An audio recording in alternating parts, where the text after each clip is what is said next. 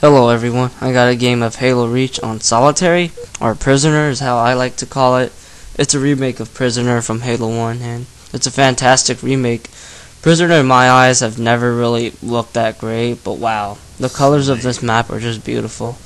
And it's nice to play this map online, and I think it looks smaller than the original map in Halo 1. I'm not really sure though, but anyways, as for the gameplay, I pretty much tried to control rockets and camo because I didn't really trust my teammate, and I think I did a good job of doing that. I had a lot of rough games, mainly because my teammates weren't doing what I wanted them to do. By the way, this isn't vanilla Halo Reach, this is the Halo 1 edition, if you would call it. It's the anniversary playlist. There are some stuff I'm not too fond of, but I like it overall. I think I should have made Sorrow free from the first place. I really don't know why I charged it for $10 or $5. I don't know why. I guess I kind of felt like a douche for doing that, but I hope my book can, get more attention now since it's free, and we can all agree everybody likes free stuff, right? Anyways, I've been trying to spend a lot of time thinking about how to get some sort of recognition in the gaming community, or whatever community basically, but mostly gaming, I guess. And it's hard, man. I'm thinking of like doing trailers and stuff, but the trailer on a book just seems kind of meh. So yeah, I know I'm gonna have to make some sort of promotional video, of course, but I don't know the procedure right now. I just don't have the formula, I guess. I simply cannot change to another plan. I really like what I'm doing right now, and I do feel like people at times just don't really understand what I'm trying to do with my book. I guess it's too obscure, it's too different, but in some ways I do think that's a good kind of mix, I guess.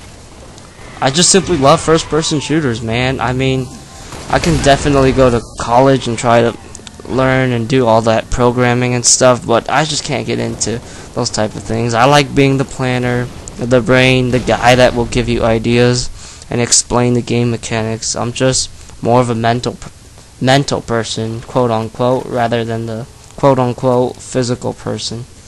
I just like creating ideas, the story, and sharing with people that are willing to help me out.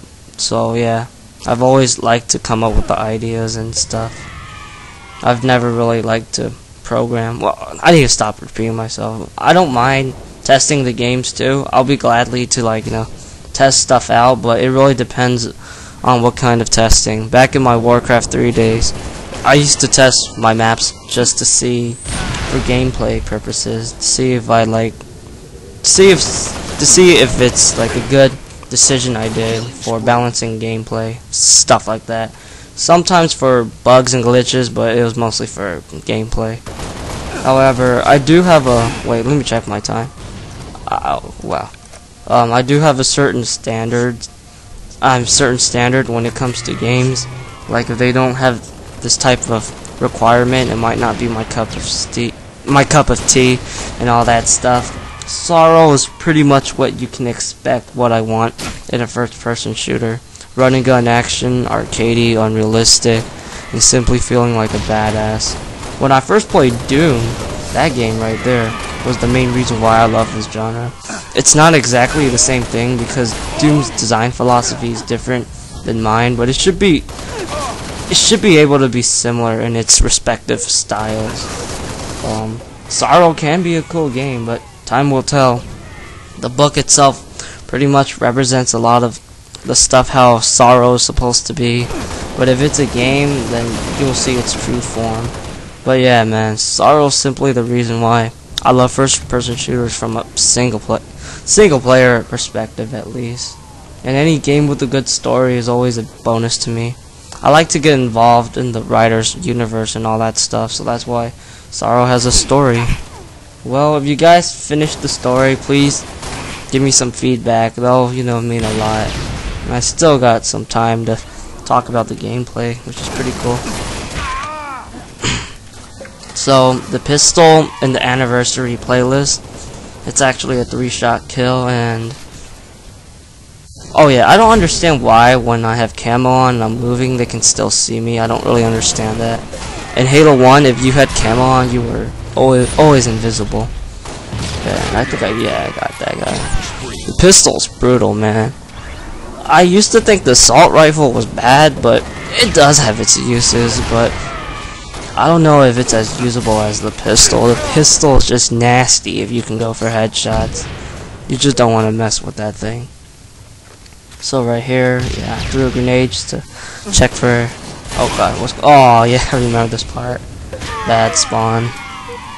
I don't think I've ever played a first-person shooter game with good spawns. They've always been flawed. Yeah, right here, this guy. I think I get him. Yeah, I got him.